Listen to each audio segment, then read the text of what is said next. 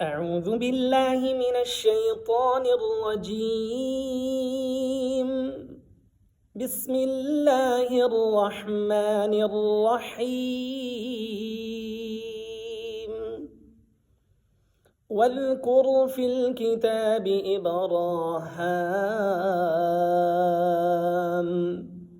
إنه كان صديقا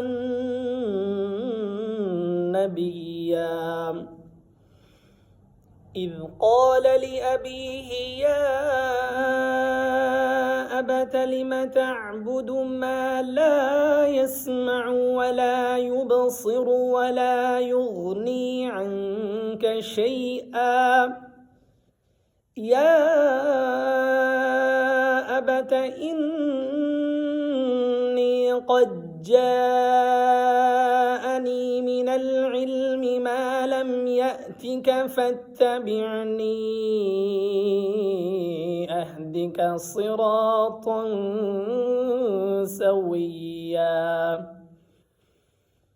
يا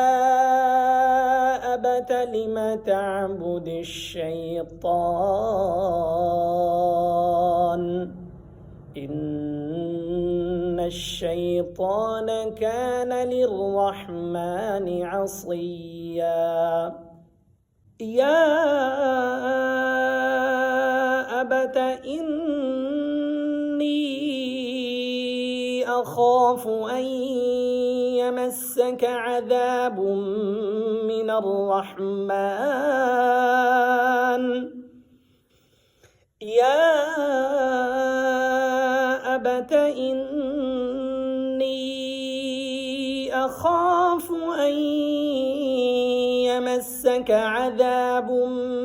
من الرحمن فتكون للشيطان وليا